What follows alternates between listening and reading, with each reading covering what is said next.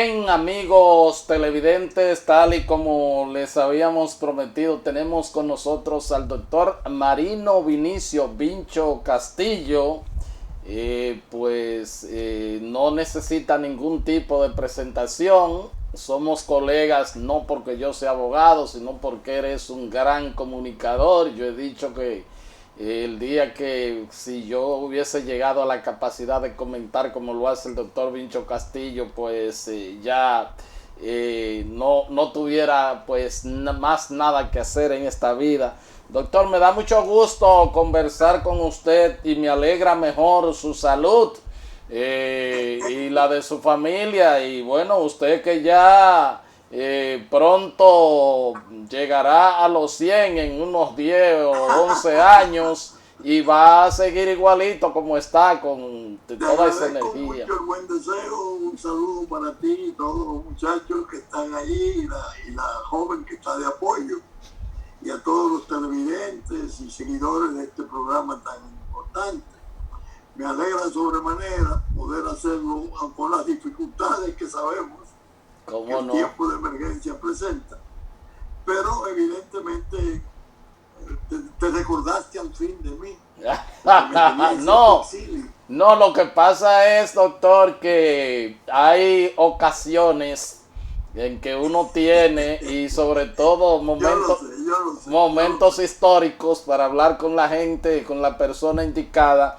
Y le llamé porque esto que acaba de suceder, sobre todo con el Partido de la Liberación Dominicana, porque como he estado siempre en contactos con los muchachos suyos, los hijos, los nietos, y bueno, siempre recordamos unas cartas que usted envió a ambas cabezas en ese entonces del Partido de la Liberación Dominicana. Y entonces dije, bueno, después que ya todo lo que ha pasado, vamos a recordar sobre todo esas cartas. ¿Qué lo motivaron? ¿Qué usted veía en el ambiente, en el futuro, en el horizonte del PLD que le movió a enviar comunicación tanto al actual presidente Danilo Medina como a Leonel Fernández de lo que podría venir y vino? Porque usted tiene una especie de profetización que, bueno, cuando aquí nadie hablaba de lo que el narco podía llegar a ser, decían eso es de Vincho, y entonces ya hemos visto todo. ¿Qué fue lo que usted vio en el caso del PLD en ese tiempo con las cartas que envió?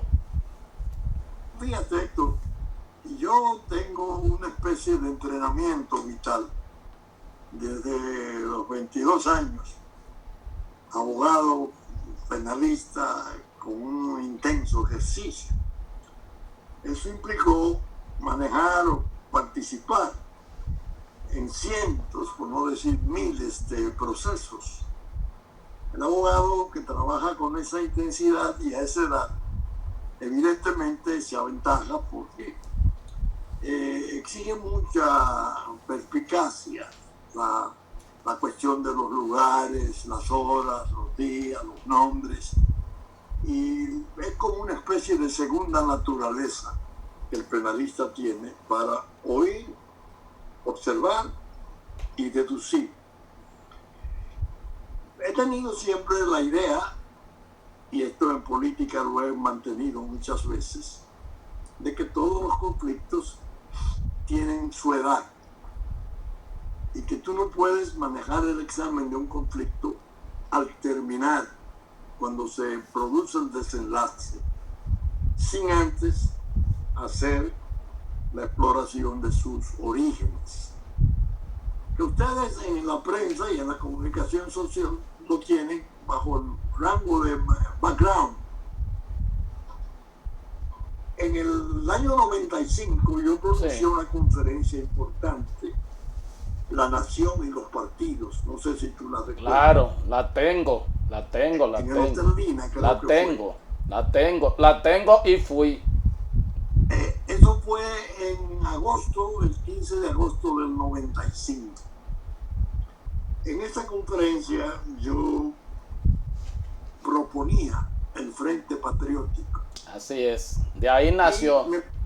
Y me permití en esa conferencia de dedicarle algunas páginas al candidato ideal que yo entendía para las elecciones del 96.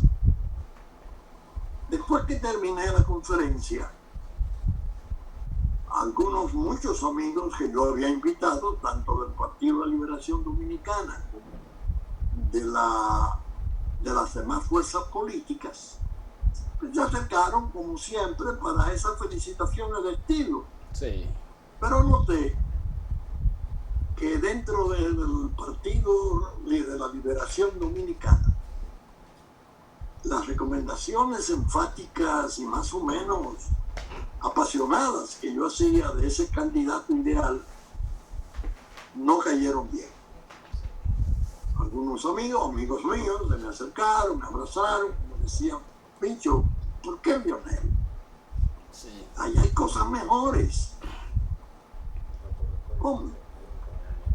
Mira, yo fui candidato a senador en el 94 por el distrito de entonces, por el partido, y caminé palmo a palmo la capital 6 meses junto a él, que era candidato vicepresidencial. Claro. Eso me ha permitido conversar mucho con él y conocerlo. Creo que es el ideal, porque he visto las condiciones fundamentales para poder luchar, sobre todo teniendo el Partido Revolucionario Dominicano una candidatura tan apasionante y fervorosa como la del doctor Peña Gómez. Este es el ideal. Pero noté eso, que había como una especie de resistencia. Vino el 2000 y el Frente Patriótico, que había sido un éxito, desde luego, en vida de los dos viejos. El acto del Olímpico, tú lo recordarás, claro. Aquello sobre el camino malo, el camino bueno. Claro. Ambos confluyendo en Lionel. Don Juan incluso hizo un elogio de él y después, o antes lo había dicho, cuando lo definió como una mina de oro. Él era un joven que yo a veces en los barrios, cuando íbamos, cuando llegábamos a las casas y las doñas me preguntaban: oh, bicho, me conocían por la televisión, sí, pero a él no lo conocían. Y yo decía: este es Leonel Fernández, que va de candidato a vicepresidencial de Don Juan. Ay, pero qué jovencito, qué jovencito. Era la expresión más común en todos los barrios. Me di cuenta desde entonces que ese Frente Patriótico no iba a ser atendido con la intensidad de vida en las elecciones del 2000. Ahí comprobé que Danilo estaba incurriendo en un error, que después Lionel se encargó, después de su derrota, de definirlo. Perdimos porque olvidamos por qué ganamos. Una frase lapidaria, era cierto. Si el Frente Patriótico tú no le haces caso, lo abandonas, porque entendía él y otros amigos que el reformismo ya estaba en desaparición. Uno de ellos le llegó a decir a tu amigo Vinicio: Vinicio, nosotros nos hemos tragado con un calimente el reformismo. Entonces Vinicio le respondió, estaba muy joven entonces: mire, mi papá dice que Balaguer en realidad, más que un partido, él lo que tiene son sectores sociales. Él no es tan partidario del partido, valga la redundancia. Y yo creo que es un error. Pero se cometió el error. Balaguer fue balbuciente, con 6 o 7 palabras en la campaña. Pero era el ícono, el símbolo de sectores sociales. Obtuvo un 24% de la votación. Danilo quedó medio punto por debajo y solo pudo superarlo por el 1 o 2% que proveyó el partido de José Franco, sí, el partido de BIS. Entonces me di cuenta desde entonces que la idea de la unidad iba a ser peligrosamente expuesta. Danilo es un armador, tenía una fama muy bien ganada de organizador. Se decía que era como el arquitecto del partido. Le decían el artesano a él, sus compañeros. ¿Perdón? El artesano le decían. El artesano, pero era realmente muy meritorio el trabajo de él para desarrollar el partido. De algún modo noté que el acto del Olímpico, al cual no fue Danilo, era una muestra de cierta inconformidad básica. Y ahí comenzó a producirse el celo.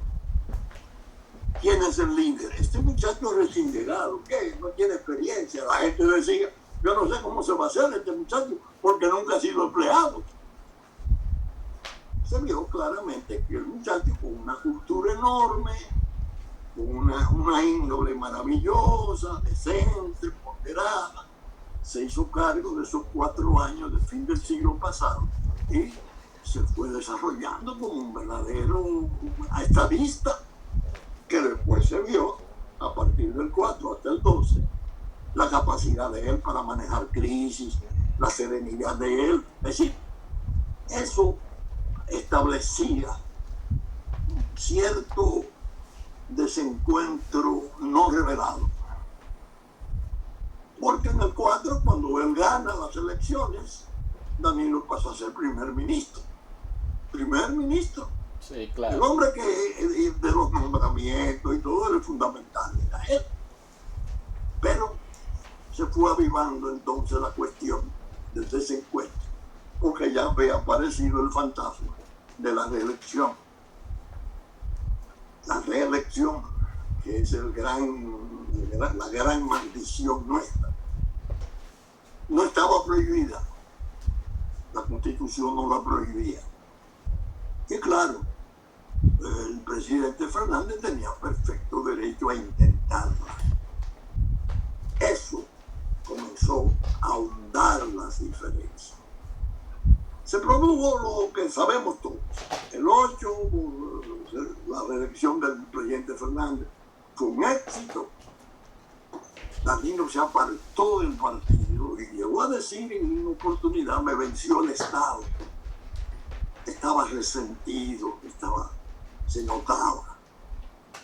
Yo me fui llenando de preocupación, entendiendo. Estos 2 jóvenes no han entendido, uno de ellos, Danilo, el legado. Porque en realidad los viejos le hicieron un legado, un pase de antorcha a los 2. Y no han tenido Danilo no ha tenido la serenidad y este alegamiento del partido que tuvo del 6 al 11, más o menos, cuando se produjo el reencuentro, va a hacer daño. Sobre todo que venían las fuerzas periféricas, los movimientos de apoyo, los injertos que yo llamo. Eso fue tanto así, Héctor, que yo conocía a Gustavo Montalvo en una forma, en cierto modo, cómica. Yo no lo conocía, ni había oído hablar de él. Y en la transición, nos sentaron en una misma mesa en el Hotel de Embajadores, en una cena que había.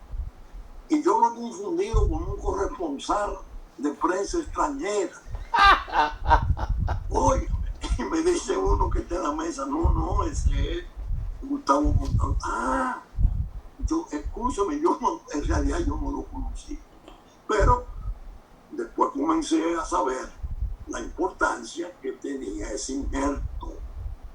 Era un hombre que había trabajado 20 o 22 años en USAID, con una formación, un manejo burocrático, y evidentemente influyó enormemente sobre Danilo. Esos 6 años que Danilo pasó fuera del partido fueron fatales. Cuando en el 12 se produce el reencuentro, Leonel se lanza a las calles. Es más, estoy recordando cosas. Sí. No estoy inventando nada nuevo. Cuando el presidente Medina llegó a decir en un momento que él había llegado donde llegó sin debérselo a nadie, para nosotros, como partido, como familia, resultó chocante y mortificante, porque fue en la escuela política del presidente Ramón Cáceres cuando se firmó el acuerdo. Yo estuve allá. Del 11. Yo estuve Y él allá. ahí, en un discurso que yo reproduje en la respuesta, hablaba que tenía 22 puntos abajo, que luego... Yo estuve ahí, doctor. Disfrutamos de un suculento almuerzo ese día. ¿Tú lo recuerdas? Sí. Entonces le dio las gracias a la esposa de Leonel y decía, imagínense ahora que se van a repartir en la región. Y ya estamos por encima. Había recuperado los 22 puntos. Todo eso me fue llenando de preocupación. Consideré, esto no va a durar, esto va a producir un cisma dentro de ese partido y al país no le hace bien, porque el país ha confiado en ese partido y sus líderes originales son estos dos de relevo, pero el gran líder, el hombre, el ícono, el prócer, Juan Bosch, ya desaparecido. Efectivamente, cuando estábamos celebrando en medio de la transición el triunfo del 12, el penalista, el instinto del penalista, lo llevó a escribir la primera carta. Una carta de texto único, común a los dos. Es decir, para que no se dijera después, a mí me dijo una cosa y al otro le digo otra. No. Señores, fulano, y me enseñaron, distinguidos amigos, queridos amigos, no recuerdo. Yo la tengo en la oficina, no la puedo mostrar porque estoy en el estudio de la casa. En esa carta, yo comencé a prevenirles a los dos. Pero en realidad las advertencias eran más para Danilo, porque era el que interesaba al poder. Ya yo tenía sospechas y antecedentes de inconformidad, porque se generan celos, hay un proceso de envidia natural, y admitir a este muchacho que del periódico Vanguardia, ahora de que es el líder, no, es el otro que trabajó, olvidando que una cosa es el líder y otra cosa es el dirigente. Danilo entra al gobierno en el 12 y en medio de la transición, te decía, escribí esa carta. Bueno, doctor, deme un segundito porque tengo que ir, usted conoce mucho esto de televisión, tengo que ir a cumplir con unos compromisos para que inmediatamente regresemos a hablar de esa carta y hablar, bueno, de lo que sobrevino después. Voy a unos consejos y regreso con esta interesante entrevista histórica por demás con el doctor Marino Vinicio Castillo, que es un personaje de este país que no necesita ninguna presentación. Pausamos.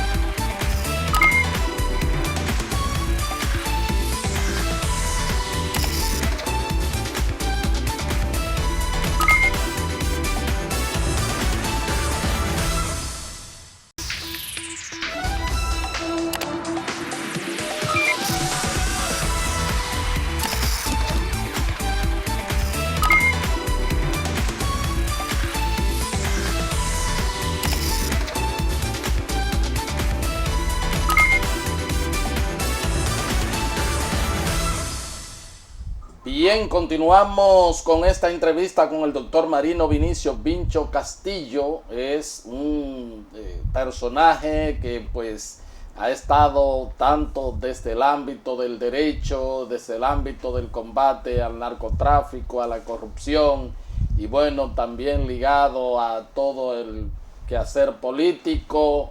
Estuvo involucrado en una de las transformaciones pues de carácter de reivindicación social más importante que se ha dado en este país, pese a ser un gobierno conservador como el de Balaguer, el tema de la reforma agraria, en fin, el doctor Vincho Castillo, pues toda una vida de servicio al país. Nos quedamos, doctor, en la carta, en la transición común, y dijo que pues su preocupación era más. Danilo habló de la envidia, habló de la diferencia entre líder y dirigente. Ahí nos quedamos. Noté, porque a mi oficina fue Gustavo Montalvo. Ajá. En esa transición. Me va a decir que quería el presidente electo, Danilo Medina, que yo le sirviera en la dirección de ética que se estaba por establecer en sustitución de la comisión de ética, de la cual yo, en términos gratuitos, era su presidente, porque era a la vez el asesor en política pública antidroga y narcotráfico. Así es. Yo le dije a Montalvo, mire Montalvo, a mí no me interesa, yo no quiero volver. Díganle al presidente que me parecería mejor ayudarle en la cuestión de drogas, pero le puedo hacer ese trabajo desde aquí, de la oficina, porque son informes y opiniones. No, él quiere, no lo defraude. Bueno, sí, ya está bien, dígale que sí. Cuando llego a la dirección de ética, comienzo a sentir que mis advertencias en la carta de la transición eran necesarias. No una carta. Eso me llevó a escribir 3 cartas más, en la medida en que se iba produciendo el deterioro de las relaciones, tratando de impedirlo. Incluso en la primera yo usé un ejemplo histórico, porque si tú no conoces tu historia estarás condenado a repetir los pesares. Oye, yo le ponía el ejemplo de la relación del presidente Horacio Vázquez y el presidente Ramón Cáceres. Los primos. Primos hermanos, como hermanos. Y el testimonio que nos dio a nosotros, yo teniendo 15 años, el abuelo, que era primo hermano de los dos, que peleaba con ellos, incluso fue al exilio a Cuba en el 1903. Bueno, que Mon Cáceres entra a la conjura contra Lilis, porque Lilis a quien perseguía era Horacio Vázquez, a su primo. Y por eso, la orden de matar a Horacio fue la que condujo a que Horacio fuera donde el primo y le dice el emisario que ha venido, es el que ha tenido el encargo de matarme. Así y de ahí Cáceres, que era un hombre de gran carácter, y no vamos a actuar nosotros. Así es. Bien, ¿qué quería yo decir? Lo que el abuelo dijo. Para la República ha sido fue una fatalidad que Horacio y Mon se dejaran dividir por las intrigas.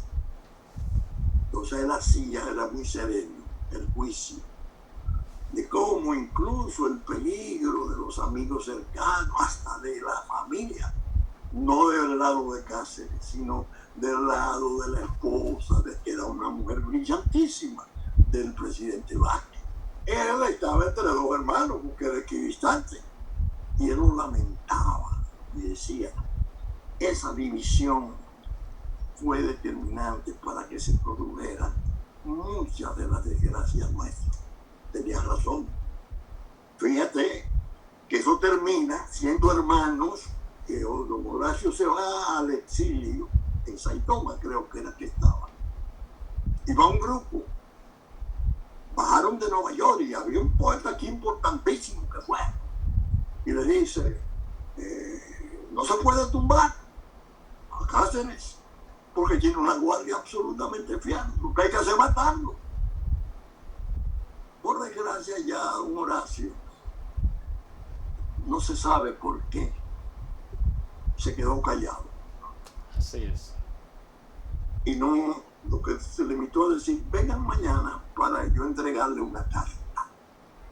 La carta era horrorosa de ataques a Cáceres, que la había escrito el gran poeta que estaba allí, de una familia importantísima.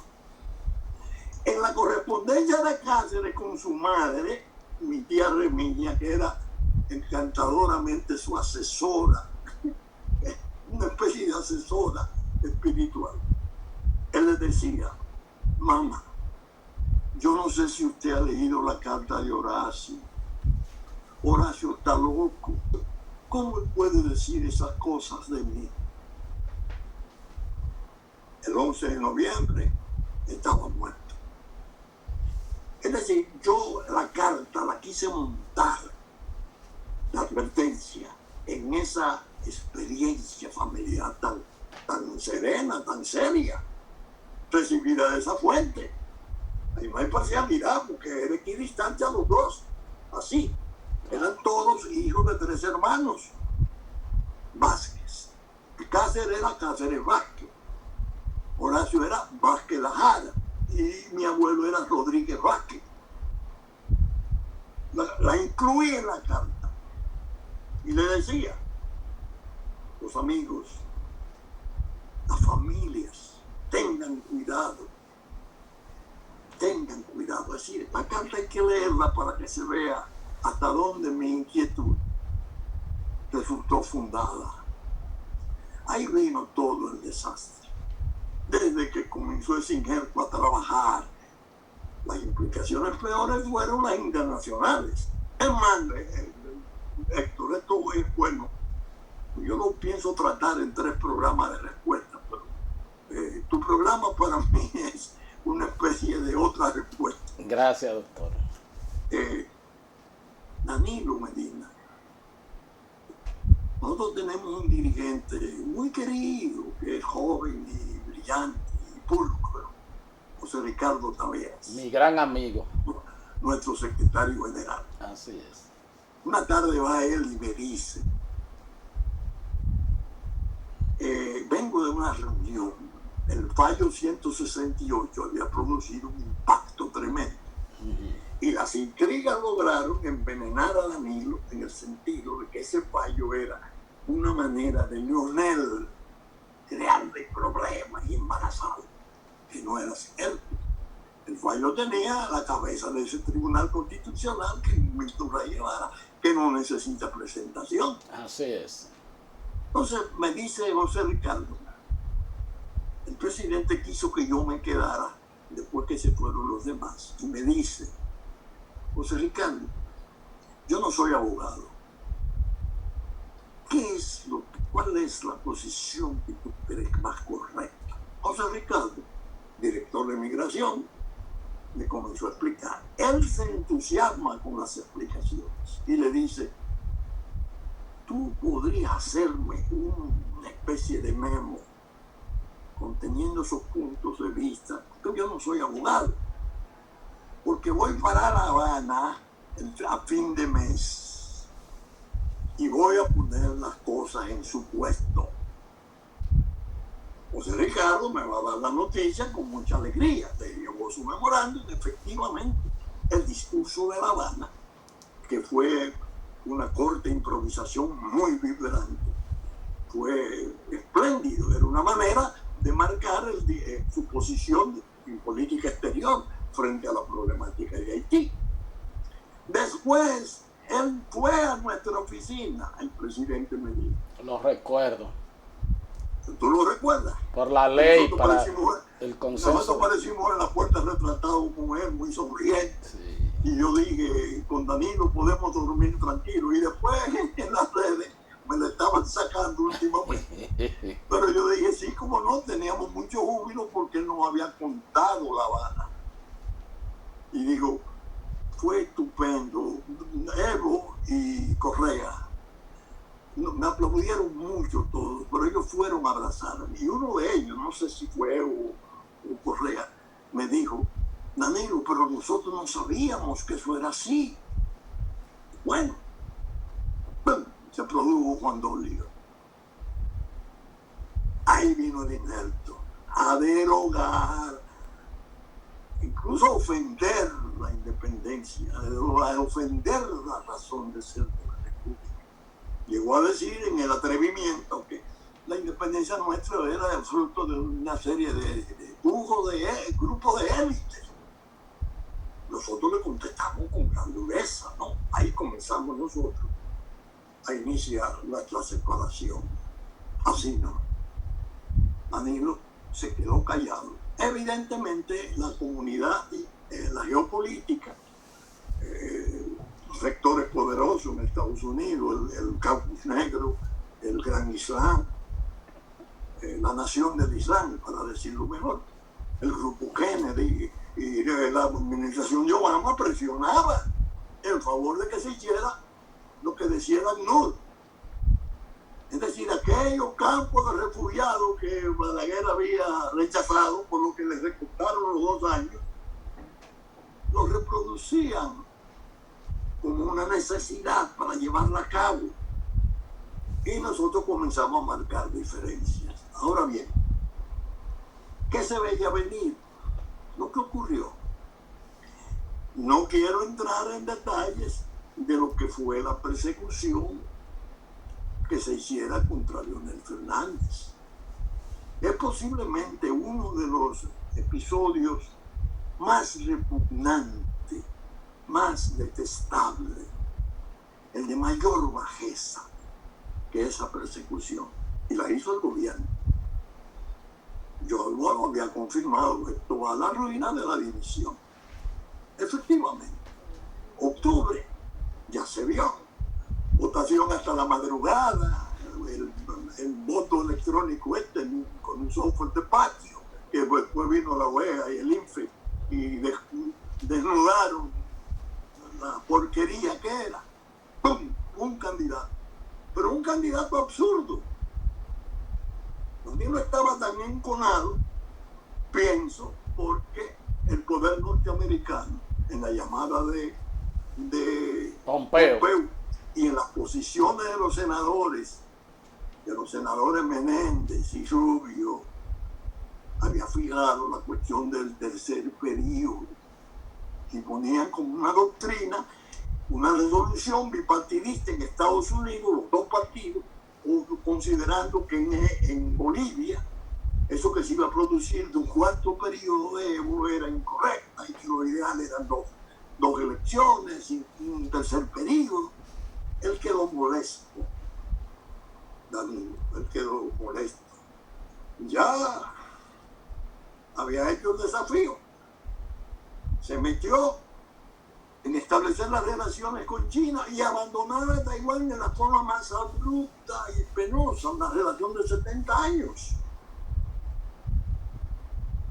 A sabiendas de que el conflicto geopolítico mundial, la disputa de la guerra comercial entre Estados Unidos y China, es posiblemente el problema más grave del mundo, ahora y lo será por mucho tiempo. ¿Qué hizo? Tomó ese candidato para hacer una reelección en cuerpo ajeno. Ni siquiera los candidatos que él invitó a participar, que le llamaban, creo que Flores Díaz, cosas de esto. Navarro, Domínguez Brito, eran 4, creo, 5. Bueno, ahí estaba el secretario general Reinaldo Pared. Porque era supuestamente el que estaba previsto, porque en el 15 o 16 él le había hecho una promesa. Reinaldo, tú serás el próximo. Reinaldo, por razones que yo no sé, más o menos se acomodó a esa situación. Parece que no la esposa, porque así estamos. O habla el marido o habla la mujer. Lo cierto es que esa división ha venido en un tiempo muy difícil y después de haber pasado esa fase tan tortuosa de febrero, Héctor, cuando eso se escribe en realidad, ese descalabro, esa tenacidad por hacer lo que ellos querían y si no, arruinarlo.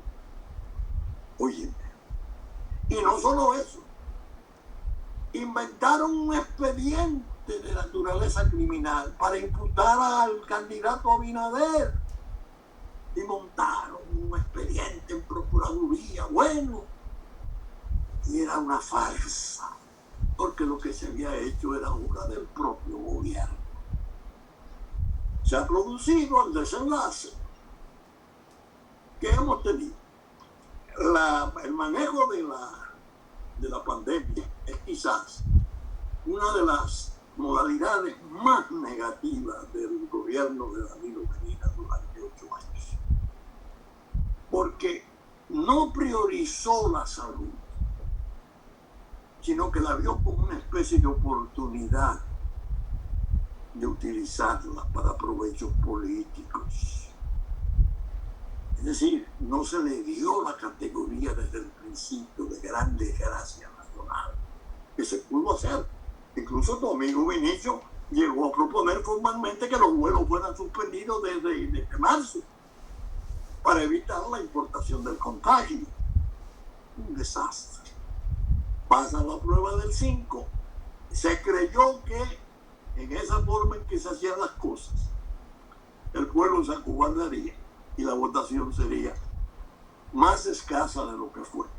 Algo parecido a las municipales, que fue un 38%, porque ellos podían maniobrar dentro de esas 38.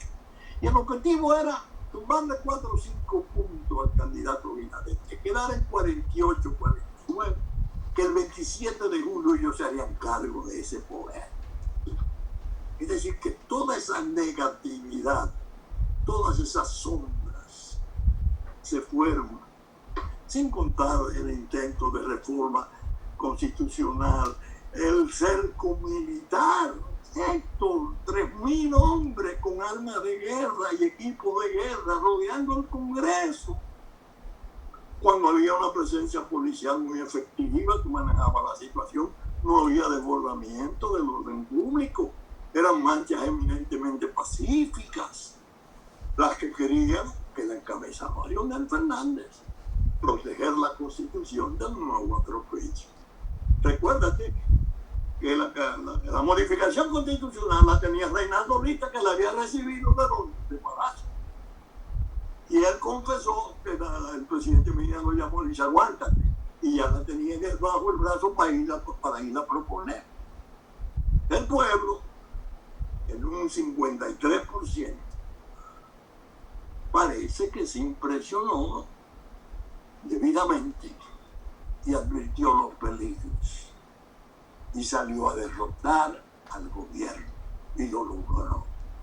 Ese 53% es una reacción clara del pueblo frente a las manipulaciones y tratativas de ese gobierno, que va a salir dentro de 10 días, 15 días. Ya agosto comienza el sábado. De manera que yo hablo de esas cosas, a veces las repito, para que se entienda la buena fe con que yo obré, temiendo esa ruina. ¿Cómo no, doctor? Doctor. Y escribía, y los programas, y las invocaciones de Don Juan, nada. Doctor, ahora cuando se vaya a pasar balance, podrá decir una parte de los PLDistas, perdimos porque Leonel se fue, hizo la división. Otros podrían decir, bueno, perdimos porque Danilo impuso un candidato. En términos general, ¿quién es el gran derrotado aquí en este escenario? Fíjate, Héctor, Leonel fue tan paciente, tan tolerante, que en el 15, que pudo hacer en el acto del Olímpico, que tú estabas, Sí. Cuando estaban todos los... Él no anunció candidatura por respetar la cuestión de la unidad del partido. Después vino la reunión de Juan Dolio. donde se hizo el acuerdo de los candados. Juan Dolio. Leonel fue agredido, desconsiderado, trampeado. Si se hubiese quedado en el partido, hubiese sido una derrota moral irreparable. La actitud de Leonel de hoy ha sido similar, asombrosamente similar a la de Don Juan en el 73. Don Juan fue de los fundadores del PRD. Y tenía dirigentes importantes, no solo Peña, tenía Mazruta, tenía gente importante. Pero llegó un momento que Don Juan dijo, no, yo me voy de aquí. Y salió. Incluso era objeto de rechifla y de burla. Decían que estaba guasado, que eso era un viejo loco, que qué sé yo cuál. Obtuvo 17,000 votos en su primera prueba en el 78. Insistió, aquella voluntad y aquel carácter y aquel idealista. Pero le tocó el problema de la masificación y el poder en manos de Danilo, con él injerto, comenzó a hacer pruebas de hundimiento mayores. Y no es el momento, claro, no tendríamos el espacio para ir calificando las barbaridades. Por eso yo digo muchas veces, Danilo tiene luces y sombras, como todo gobierno, pero las sombras son tan aplastantes. En Soberanía, lo que se ha hecho es un crimen de lesa patria. El plan de regulación fue una burla, falsificado, cientos de miles de falsos dominicanos establecieron.